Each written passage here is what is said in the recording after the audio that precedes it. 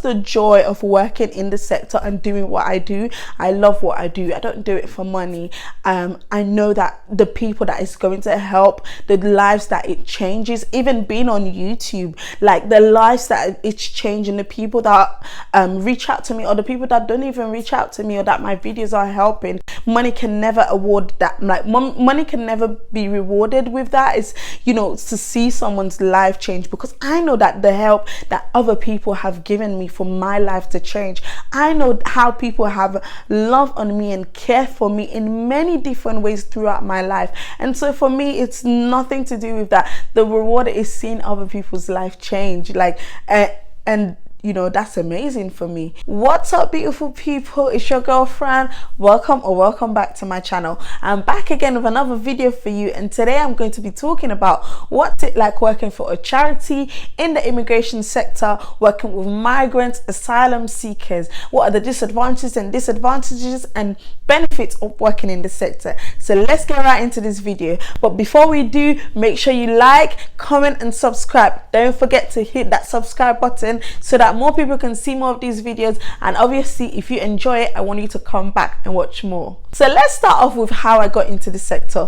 You guys already know, because I've already shared my story of what it was like growing up in the UK without papers, and basically how life has been, my journey. So obviously, for me, this was coming from my heart. Like, it was a passion. It's been a passionate thing for me. The disadvantages that I had when growing up in the UK by myself, not having papers, it made me want to do something about it. I wanted to see things change. I wanted my life to change, but I also wanted others' lives to change. Others who are like me, who are going to similar things or similar experiences. So that's how I got into it. I started volunteering for local organizations, and the organization that helped me, the Children's Society, I started getting involved with their project. I joined their board of trustees. So the Children's Society have young people on their board of trustees. In order to better deliver the services that they're offering to children and young people, they need those young people on their board so that they can understand what it is children and young people go through and how they can best address those issues. So that's why they have young people on their board of trustees.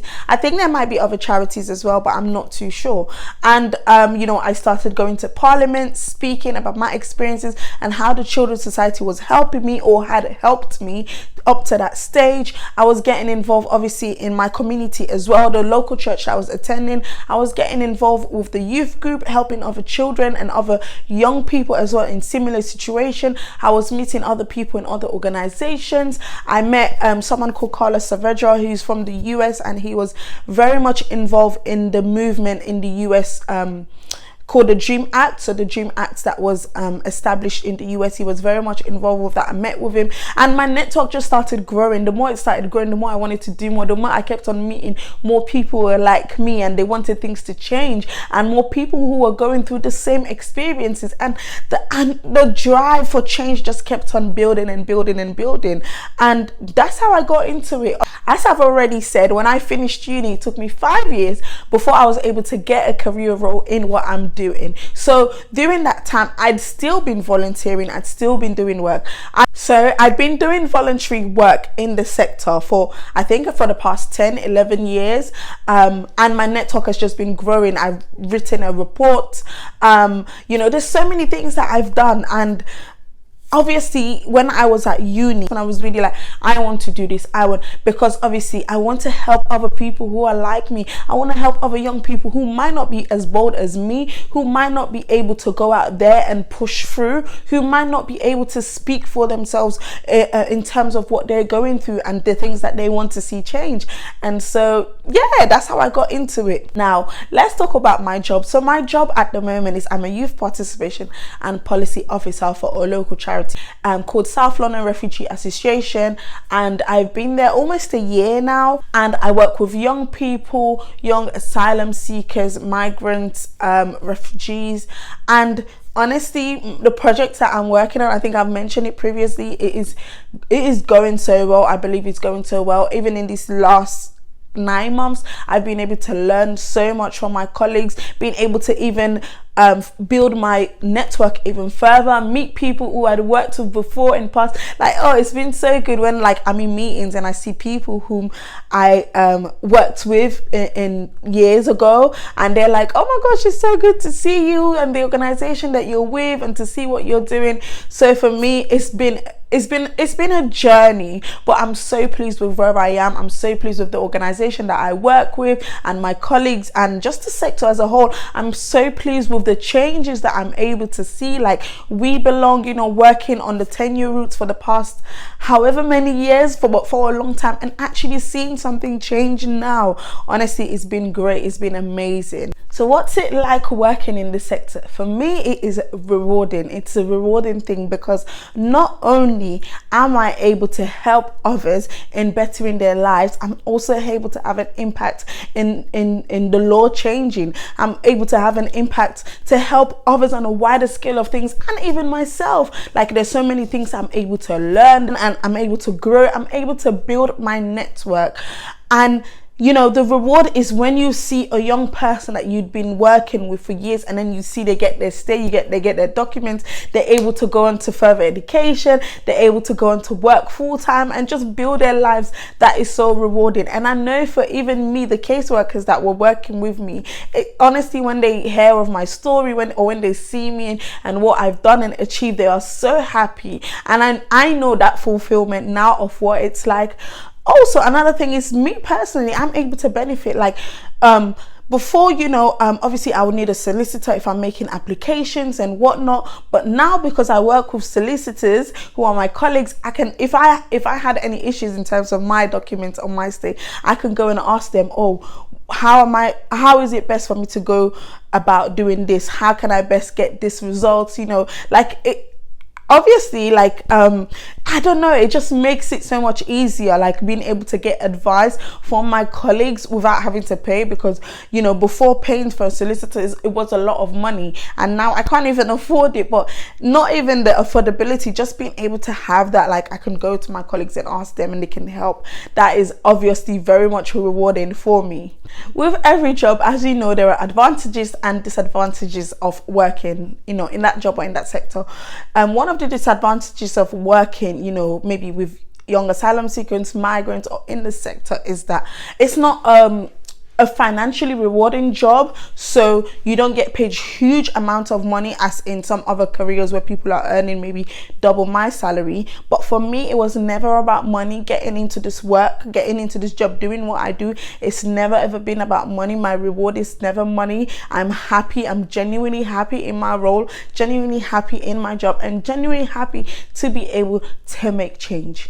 Another disadvantage is that sometimes things can get emotional, in terms of if you are maybe working with young people and they're sharing their stories with you, or they're going through something and they need someone to talk to, like if you're a caseworker and it's a difficult thing. Or it could be that, like, if they're refugees and asylum seekers, for example, maybe they're running away from a country that's been affected by war, and you're hearing stories of it. It can be really sad, and having to hear these stories of what these young people have been through. But the good part for me is being able to kind of resonate with that, and being able to kind of understand, sympathize with them in terms of the difficulty. I can never understand exactly what someone has gone through, but I know what my experiences are, and I know that through my experiences I'm able to relate, I'm able to sympathize, and be empathetic towards someone else's struggles. And so for me, that's, again, it might be a disadvantage for other people, but for me it's not, because I'm able to relate. And I know even with the young people that I work with, being able to relate with them as someone who's had lived experience of not having her stay, of not having my documents for such a long period of time, and now being able to help them, I know that it's good thing for them to see, and to know that I'm going through this now, or I've been through this, but I can come out of it. Things can get better. Another disadvantage, or something on the down part, is that in terms of the policy sector, it can take a long time for laws to be changed. Like, if you live in the UK, or if you've worked in policy or policy change or in politics, it's not so easy to say I want this change within the law and it gets changed straight away. I mean, there are some instances where it does, but it can take a long time, and sometimes it's frustrating because you put years and years and effort into something. And I know, like, for the people who've worked with We Belong, for example, they must have understood that frustration, you know, having fighting for so long to get the 10-year route change. But the reward is when it does happen. Like, when it does happen, the immense joy that you feel, the excitement, the buzz, like, you know, you're not making just look at me, I'm about to get off the chair. You're not making a change just for yourself, but for the people around you, for people who you may not even know, like, who you will never see. Like, and being it, like, when I was sat on the board of trustees for the Children's Society, I was having an impact in the decisions that they were making, and I knew that I wasn't sitting there just for myself. It was for other young people, other people who I would never ever meet, but they're gonna be able to benefit from that. So yeah, so that's kind of it. I kind of wanted to talk to you guys, just, you know, about my job and my work, what I do, the benefits that I've been able to reap, the advantages, the disadvantages, and just the joy of working in the sector and doing what I do. I love what I do. I don't do it for money. I know that the people that it's going to help, the lives that it changes, even being on YouTube, like the lives that it's changing, the people that reach out to me, or the people that don't even reach out to me, or that my videos are helping. Money can never award that. Like, money can never be rewarded with that. It's, you know, to see someone's life change, because I know that the help that other people have given me for my life to change. I know how people have love on me and care for me in many different ways throughout my life. And so for me, it's nothing to do with that. The reward is seeing other people's life change, like, and you know, that's amazing for me. So yeah, guys, I hope you've learned a bit about me today, about my work, what I do, and, you know, in some way I hope that you find this video helpful. If you've already watched so far, don't forget to hit that like button, subscribe so that more people can see these videos, and leave a comment. Tell me what you think about the things I've said, and if there's anything else that you'd like to see.